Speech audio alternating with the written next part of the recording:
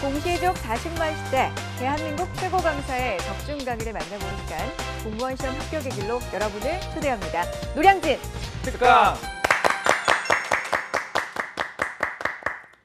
네, 한 주의 시작을 알차게 채워줄 노량진 특강, 오늘도 활기차게 문을 열어보겠습니다. 요즘 청소년들이 희망하는 직업, 직종에 대해서 설문조사를 했더니 1위가 바로 공무원이라고 합니다. 그런데 예전에는 공무원이 이렇게까지 인기 직종은 아니었습니다. 진취적이지 못하다라는 인식도 있었고요. 일반 기업에 비해서 급여도 좀 작기 때문에 공무원이 그렇게 인기가 없었는데, 하지만 요즘은 상황이 확 달라졌죠. 비정규직 650만 시대가 되고 취업이 굉장히 어려워지면서 생계를 이어가는데 아르바이트나 비정규직으로 생계를 이어가는 이른바 프리터족이 늘어나면서 공무원의 인기는 상상을 초월할 정도로 굉장히 높아졌습니다. 프리터족, 자발적으로 선택을 한다면 아무런 문제가 없겠지만 떠밀려서 생계를 어떻게든 이어가야 하기 때문에 선택하는 아르바이트나 비정규직, 참 안타까운 일이 아닐 수가 없는데요. 제 주변에도 상당히 많이 있습니다. 비자발적인 경우에는 좀 안타깝고 걱정도 많이 하는 모습을 볼 수가 있는데요. 자, 오늘도 알찬 강의 두 학생과 함께 하겠습니다. 안녕하세요. 반갑습니다. 재용 학생, 주변에 어때요? 프리터족이라고 제가 알려드렸잖아요. 네. 생계를 아르바이트나 혹은 비정규직으로 이어가고 있는 정식 직업이라고 할 수는 없지만 잠깐 경력을 쌓으려고 발을 담갔다가 계속 그걸 직업으로 삼고 있는 그런 사람 좀 볼 수 있어요? 어때요? 일단 제 친구들은 이제 막 관심 갖기 시작한 친구들이 많은데 그 이유 중에 하나가 일단 대기업이나 이런 기업에서 뽑는 인원이 한정적이다 보니까 그렇죠. 자기가 원하는 직종을 갖기가 힘든 것 같아요. 그래가지고 이제 정규직으로 일단 취업하기보다는 일단 자기가 관심 있는 일을 여러 가지 할 수 있는 투잡 프리터족이 좀 늘어나고 있는 것 같아요. 워낙에 취업이 바늘구멍이다 보니까 프리터족이 늘어나고 있다. 정말 좀 씁쓸한 현실인데, 생산 가능 인구 중에서 약 200만 명 정도가 프리터족이다. 전문가들은 이렇게 추산을 하고 있습니다.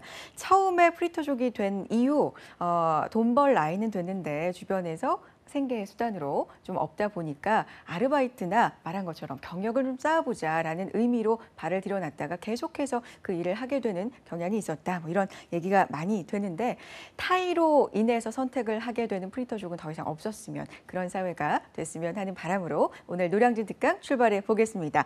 자, 공무원 회계학의 아이콘 김성수 교수님의 강의 계속해서 이어드리고 있습니다. 교수님의 강의 지금부터 박수로 청해 드릴게요.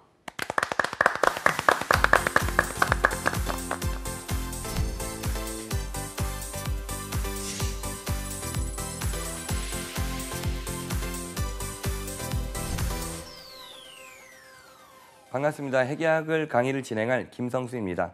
자, 이번 시간부터 우리가 원가회계에 대해 배워볼 거고요. 이번 시간에는 제조 원가에 대해 살펴보는 시간을 갖도록 하겠습니다. 자, 제조 원가에 대한 개념을 알 필요가 있는데요. 제조 원가는 이제 제품의 원가를 말하는 겁니다. 그러니까 기업이 어떤 제품을 만들겠죠. 그래서 제품의 원가가 나오겠죠. 원가라는 건 제품을 만들 들어가는 돈을 의미하고 있습니다. 그래서 우리 회계에서도 제조 원가를 세 가지로 구분하고 있습니다. 일단 제조 원가, 제품을 만드는데 들어가는 원가를 말하고요. 그를 세 가지로 직접 재료비, 직접 농업비, 제조 간접비 세 가지로 구분하고 있습니다. 그러니까 아까 말했듯이 직접 재료비가 바로 이제 재료비를 의미하고요. 그다음에 직접 농업비가 그 제품을 만들기 위해 이제 투입되는 노동력의 원가. 그러니까 이제 공장에서 일하는 이제 그 공장 직원들의 인건비가 이제 직접 농업비가 되겠죠. 그리고 나머지 기타를 제조 간접비라 합니다. 실제로 이제 자동화 공장 시스템이 더 갖춰지니까 과거보다는 이제 이 제조 간접비가 더 많이 들어가는 거죠.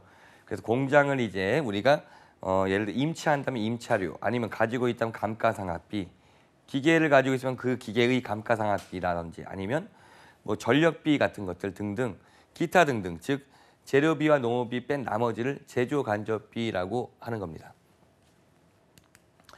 자, 그래 다시 좀 정리하면 아까 보면 직접비랑 간접비라는 말이 나왔습니다. 직접비는 추적 가능한 원가고요.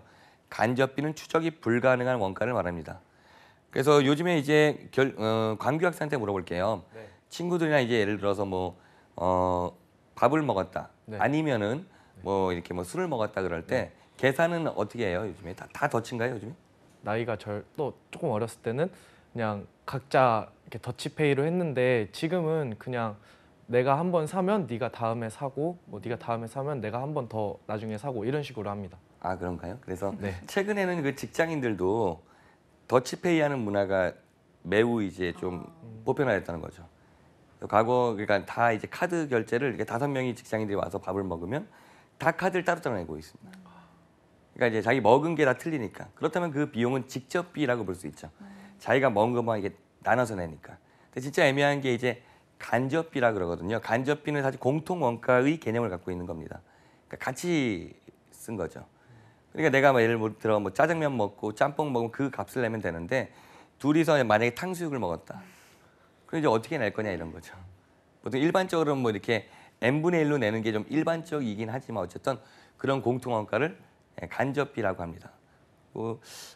재용 학생한테 물어볼까요? 아니요, 재용 학생 말고 강규 학생한테. 네. 여자친구 있나요 혹시? 없습니다. 아, 방송이라 없다고 하는 거 아닌가요? 아, 있었던 적이 있죠. 예, 있었던 옛날에 적이 이제 있습니다. 데이트 비용 같은 거 있잖아요. 네. 그럼 어떻게 했었죠, 과거에?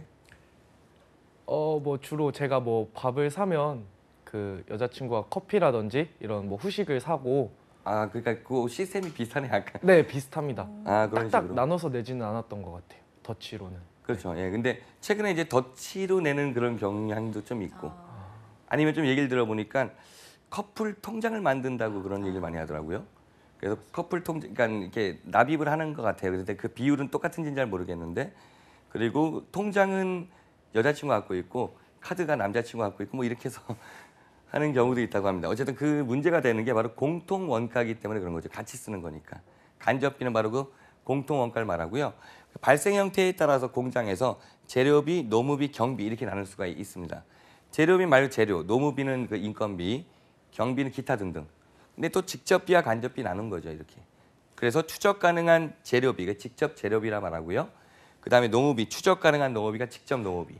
그 외 기타는 전부 다 제조 간접비가 된다는 거죠. 어떤 과목이든 어떤 제일 중요한 건 용어의 정리가 가장 중요합니다. 그래서 용어에 대한 정리를 좀 해봤고요. 직접 재료비, 직접 노무비, 제조 간접비 이거 합쳐서 아까 제조 원가라 그랬고요. 직접 재료비와 직접 노무비를 합쳐서 기본 원가 혹은 기초 원가라는 용어를 사용합니다.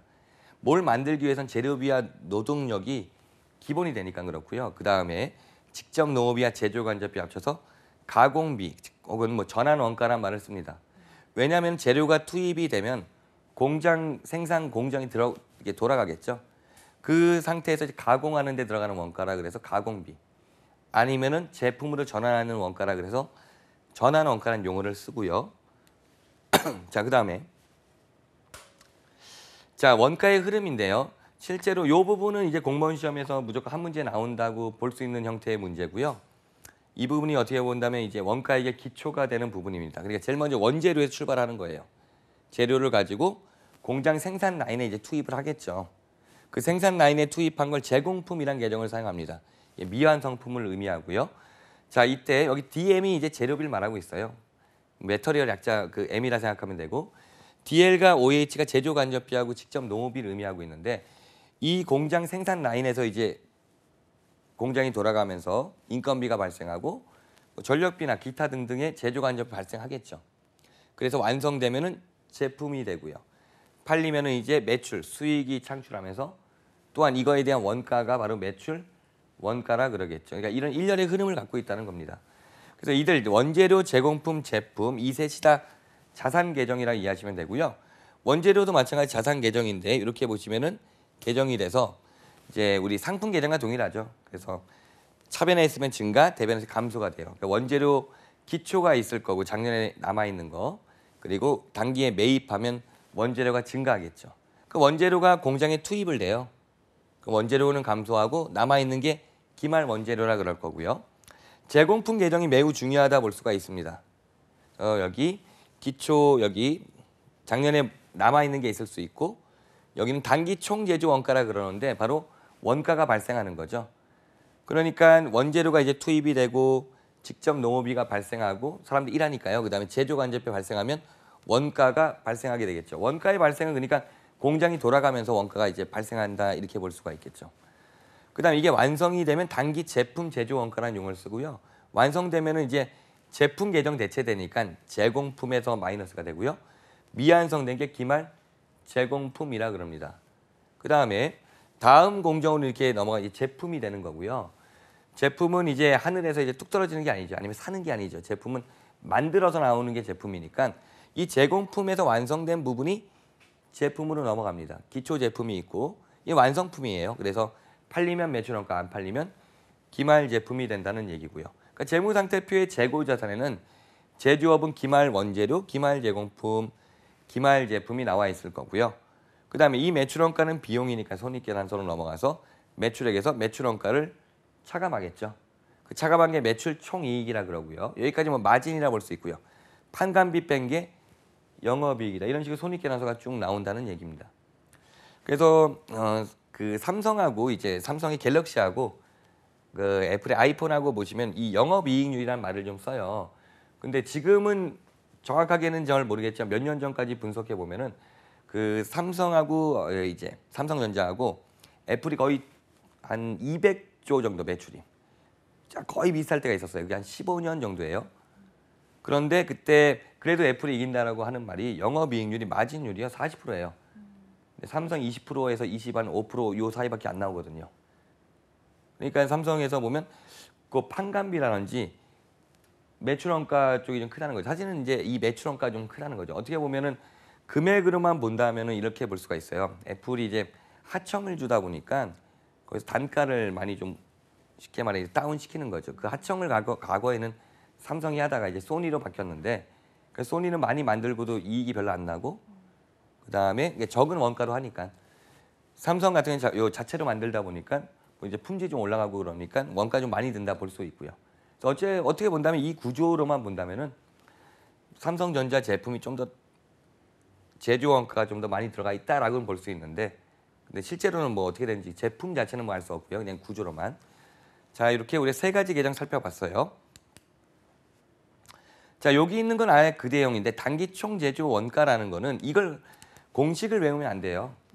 그래서 제가 처음에 회계 공부할 때 그냥 책을 사봤거든요. 그래서 그때가 한 2000년도 한 초반 정도 돼요. 2000년 초반 정도 되는 것 같아요. 그래서 그냥 혼자 책을 이제 봤어요. 그때 이제 동영상 강의가 뭐 있는지 없었을 것 같고, 그 다음에 뭐 어디 가서 수업을 듣는지 잘 몰라갖고, 물론 인터넷은 됐지만은 그래서 책을 사서 본 적이 있어요. 근데 이거를 보면서 제가 이걸 외웠거든요. 근데 이게 외울 게 아니에요. 단기 총 제조 원가, 단기에 발생한 원가. 그러니까 아까 우리가 말한 직접 재료비, 직접 노업이, 제조 간접비 발생액이고요. 단기 제품 제조 원가가 이렇게 돼요. 이 공식을 외우면 안 되고 제공품 계정을 생각하면 돼요. 이 단기 제품 제조 원가니까 기초에서 단기 총 제조 원가 더하고 기말 제공품을 뺀 게 나머지가 단기 제품 제조 원가다. 매출 원가 마찬가지죠.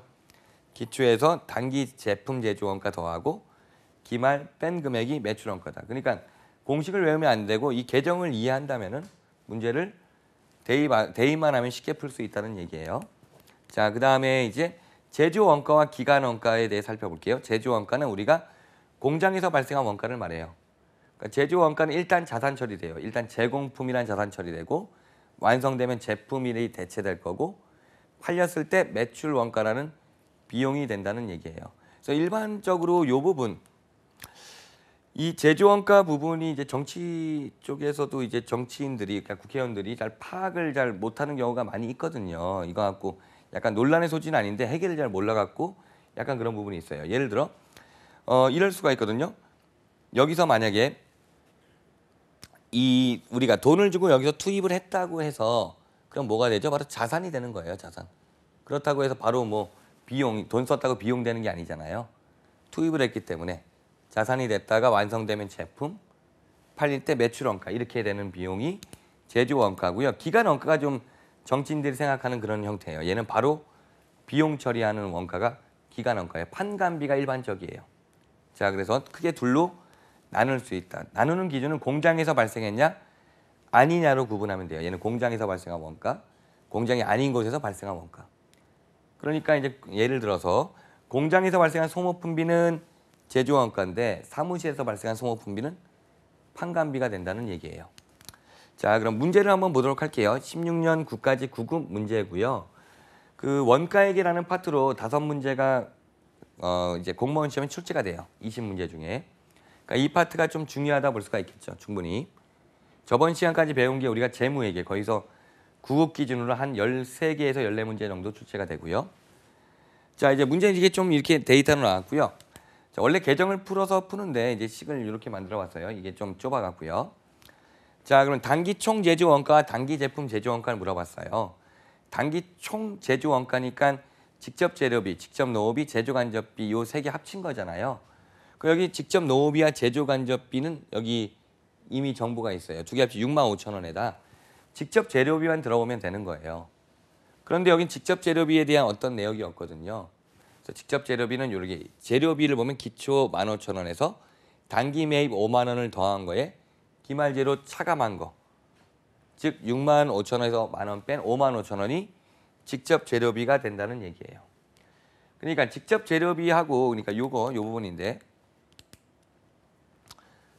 원재료 계정을 보면 원재료는 자산이죠. 매입하면 원재료가 맞는데 이 중에 여기 사용을 했다, 공장에 투입을 했다 그러면 직접 재료비가 된다고 이해하시면 돼요.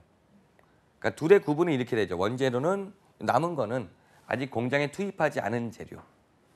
직접 재료비는 공장에 투입한 재료가 된다. 공장에 투입하면 이게 제공품이 된다는 얘기고요. 그래서 여기 직접 재료비 55,000원을 그렇게 우리가 그 T 계정을 이용해서 구한 거고 55,000원에 직접 노후비, 제조 간접비 합쳐서 12만 원이 단기 총 제조 원가가 되고요. 단기 제품 제조 원가를 이제 물어봤죠. 완성품 원가. 그 순간 이제 이 계정을 머릿속에 생각하면 되죠. 계정을 우리가 여기 단기 총 제조 원가 알 수가 있었잖아요. 기초와 기말만 알면 되겠죠. 기초는 더하고 기말 빼면 이 단기 제품 제조 원가가 만들어질 테니까요. 그래서 그렇게 된 거예요. 3만 원이 여기 단기 여기 기초 제공품 3만 원이고요. 12만 원이 단기 총 제조 원가 더한 거고 기말 제공품 2만 1,000원 빼서 12만 9천 원이 단기 제품 제조 원가다. 그렇다면 이 정보 중에 기초 제품과 기말 제품은 불필요한 정보죠, 사실은. 그는 뭘 찾을 때 필요하다? 매출 원가를 물어본다면 여기 기초 제품과 기말 제품 매출 원가 물어본다면 필요하지만은 아까 그 문제하고는 불필요한 정보죠. 그러니까 여기 있는 게 다 사용되는 건 아니에요. 그러니까 정확하게 계정을 그리고 옮기면 득점이 되는 문제고요. 예. 그 다음 문제도 볼게요. 여기 직접 재료 원가를 계산하면 얼마일까요? 지방직 구급 문제인데요. 자, 일단은 여러 가지에 대한 정보는 나와 있어요. 영업사항 급료, 이거는 이제 공장에서 발생한 게 아니라 판관비가 되는 거예요. 제조 원가도 아닌 거고 간접 재료비, 이거는 직접 재료비 아니잖아요. 굳이 말하면 제조 간접비가 되는 거고 그래서 직접 재료비는 추적 가능한 재료, 간접 재료비는 추적이 불가능한 재료비라고 이해하시면 되겠어요. 공장 감가상각비나 공장 냉난방비, 이건 이제 제조 간접비가 되고요. 본사 건물 임차료, 얘는 이제 판관비. 기초 원가와 가공 원가 제시하고 매출액도 좀 제시돼 있어요. 이 중에 필요한 정보만 끌고 와야 돼요. 아까 전에 우리 기본 원가란 건 직접 재료비와 직접 노무비고 가공비란 건 직접 노무비와 제조 간접비가 돼요. 약간 문제를 많이 풀면은 감은 좀 있는데 여기에 있는 데이터라 봐서 우리가 제조 간접비를 먼저 알 수가 있어요. 바로 간접 재료 원가 5만 원에다가 공장 감가상각비 5만 원, 공장 냉난방비 6만 원 해서 16만 원이 제조 간접비예요. 이 가공 원가는 직접 노무비와 제조 간접비니까 미지수가 하나로 떨어지는 거죠. 30만 원은 이꼴 여기 제조 간접비 16만 원과 직접 노무비니까 14만 원의 그 직접 노무비 알 수 있죠. 그러면 기본 원가 마찬가지죠. 35만 원이 직접 재료비와 직접 노무비 14만 원이니 직접 재료비 21만 원인 거 알 수가 있겠죠. 어려운 계산 아니에요. 자, 그리고 넘어가시면 얘도 용어를 좀 물어본 형태의 문제인데요. 기초 원가와 전환 원가를 물어봤죠. 기초 원가는 직접 재료비와 직접 노무비죠. 자, 그럼 여기 벌써 나왔네요. 직접 재료비, 직접 노무비 벌써 7만 5천 원이 나와요. 근데 공무원 문제에서는 이렇게 두 개를 물어본다면 일단 답은 두 개로 좁혀지는 거죠. 이런 식으로. 두 개로 좁혀진 거죠. 얘는 답이 3, 4번은 답이 될 수가 없는 거니까 현재 상태에서. 사실 이걸 찾는 데는 오래 걸리지 않을 테니까요. 자, 그 다음에 전환 원가를 계산해야 되겠죠. 직접 노무비와 제조 간접비인데 노무비 나와 있고요. 제조 간접비 찾는 거죠. 공장 감가상각비, 제조 간접비, 공장 수송관리비, 제조간접비, 공장 소모품비도 제조간접비, 간접 재료비도 제조간접비, 간접 농업비도 제조간접비. 이걸 좀 주의할 필요가 있는데 직접 재료비와 직접 농업이 아니면 다 간접 재료비, 간접 농업비는 제조간접비가 돼요. 그러니까 이렇게 볼 수 있어요. 직접 재료비는 추적이 가능한 재료잖아요. 그래서 A라는 제품을 만드는 공정에 들어있는 거예요. 그래서 A라는 제품 만든다. 여기서 일하는 사람이 여기서만 일을 하겠죠. 그 사람들의 인건비는 A에 대한 직접 농업비가 돼요. B 생산 라인에 일하는 또 직원들도 있겠죠. 여기는 B 생산 라인에 직접 농업비가 돼요. 근데 이런 사람도 있어요. 양쪽을 번갈아 일하는 사람. 양쪽 다 번갈아서 하거나 이런 사람들이 간접 농업이다. 이렇게 볼 수가 있다는 얘기예요. 자, 그러면은 그렇고 영업사원 급료는 판관비, 본사는 다 얘네들은 판관비가 되겠죠. 제조간접비는 이들의 합의죠. 10,000원, 7,000원, 5,000원. 여기가 22,000원. 여기 합친 거. 그래서 여기 15,000원과 7,500원까지 합친 거. 그래서 제조간접비를 계산하고요. 그 제조간접비의 금액과 직접 농업이 15,000원 합치면 답이 59,500원이 전환원가가 된다. 전환원가가 가공비랑 같은 말이니까요. 그렇게 확인해 주시면 되겠고요. 유사한 문제인데 거의 한 문제 나온다 봐야 되거든요. 이런 형태의 문제는 어떻게 보면 이게 연습되면 주는 문제라고 볼 수가 있어요. 그래서 공무원 회계학 시험에서 한 60점에서 좀 쉽게 나오면 70점은 그냥 준다고 볼 수 있어요. 나왔던 형태의 문제에 숫자만 바뀌어서 거의 나오는 그런 형태로 나오거든요. 구급 기준에서. 자, 보면 단기 제품 제조 원가를 물어봤죠. 정보는 나와 있고 일단은 재료 구입액이 나와 있어요. 재료비에 대한 기초 기말이 있으니까 이걸 통해 직접 재료비를 먼저 찾는 거예요. 그러면은 여기 3,000원에 1,000원 더해 4,000원 만큼이 있었던 재료죠. 그중에 1,000원이 남아 있으니까 재료 사용액이 3,000원이란 거죠. 일단 직접 재료비 3,000원. 그럼 우리가 제공품 계정을 연상하면 돼요. 제공품 기초 10,000원에다가 자, 직접 재료비가 아까 3,000원 들어가 있고 직접 농업비 3,000원에다 제조 간접비만 찾으면 되겠죠. 공장, 그 다음에 여기도 보시면은 공장, 여기도 제조 간접비. 즉 감가상각비 공장, 요거 설비, 얘가 제조 간접비. 이 화물차는 제조 간접비가 아니에요. 영업이란 말이 나왔죠. 영업. 그러니까 판관비라는 거고 여기도 공장 감독자의 제조 간접비, 얘도 제조 간접비. 합치면 8,000원. 8,000원이 제조 간접비가 되고요. 그래서 세 개 합치면 되겠죠. 직접 재료비 3,000원, 농업비 3,000원, 제조 간접비 8,000원에서 14,000원이 나온다 이거죠. 단기총 제조 원가. 그러면 기초에다가 단기총 제조 원가 16,000원 합치니까 26,000원이 현재 생산될 수 있는 제공품이었고 그제 8,000원이 남아 있으니까 8,000원을 차감한 금액인 그 금액이 답이 된다는 거죠. 그래서 여기 보시면 10,000원에서 여기 14,000원이군요. 14,000원 더해서 24,000원에서 8,000원 차감해서 16,000원이 답이 된다. 이렇게 보시면 되겠고요. 거의 같은 형태의 문제인데 이것도 매출 총이익을 물어본 형태의 문제. 이런 형태의 문제는 조금 그래도 난도가 살짝은 있거든요. 자, 보시면은 직접 재료 원가는 전환원가의 50%다라고 했어요. 이게 나중에 우리가 풀어야 될 키가 돼요. 이렇게 됐을 때는 보통 미지수는 하나만 나오게 해요. 미지수가 두 개면 풀 수가 없는 문제가 되니까. 연립 1차 방정식 세우는 게 아니라면 전제에서. 두 번째, 직접 노무원가 발생한 매월 말 미지급으로 처리되면 다음 달 초에 지급된다. 미지급 임금의 기초와 기말은 동일하다. 당기적 직접 노무 원가의 지급액은 4,500원이다. 사실 이게 좀 더 어렵게 나올 수 있었는데 기초 기말이 같다는 거는 지급액 4,500이 발생액도 4,500원이란 말이기도 하거든요. 이거는. 여기가 조금 바뀌었으면 좀 더 난도가 올라갈 수도 있었어요. 그러니까 직접 농업이 나와 있는 거예요. 현재. 제공품, 제품, 기초, 기말은 100원 동일하다. 제조간접비가 나오네요. 감가상각비 100원 생산이니까 영업 전 얘는 아니죠. 그 다음에 CEO급에도 아니고 그 다음에 판매 수수료 100원이다. 근데 CEO급은 좀 봐야 되겠네요.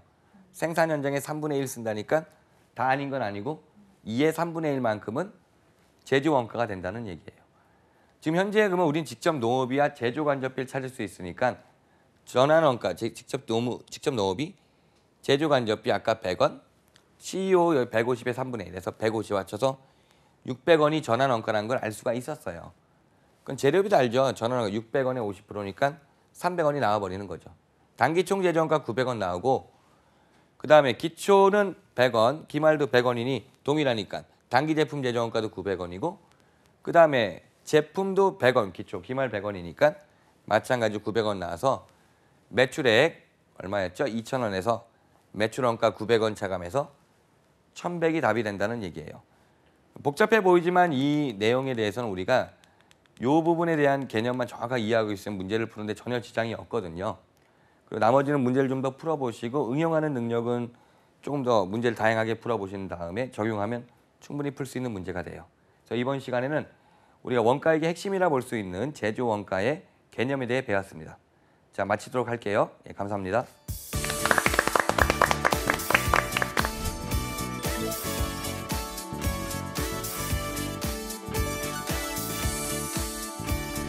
네, 김성수 교수님의 회계학 강의, 오늘은 제조 원가에 대해서 공부를 해봤습니다. 자, 재용 학생은 오늘 강의 어땠어요?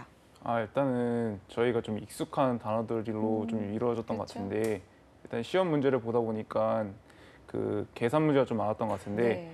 이제 공식을 외우기보다는 이제 그 과정과 흐름을 통해서 이제 공부를 하고 또 그걸로 기출 문제를 풀다 보면은 이제 이 문제는 괜찮을 것 같다고 생각이 들었어요. 맞아요. 교수님께서 말씀해 주셨지만 좀 중요한 파트라고 또 해주셨잖아요. 그만큼 다양하게 기출 문제를 오늘 또 짚어주셨습니다. 여러분도 복습 꼭 하시면서 중요한 파트니만큼 놓치지 마시고 꼭 득점으로 이어지도록 공부 열심히 하셨으면 좋겠어요. 자, 노량진 특강 마칠 시간이 됐습니다.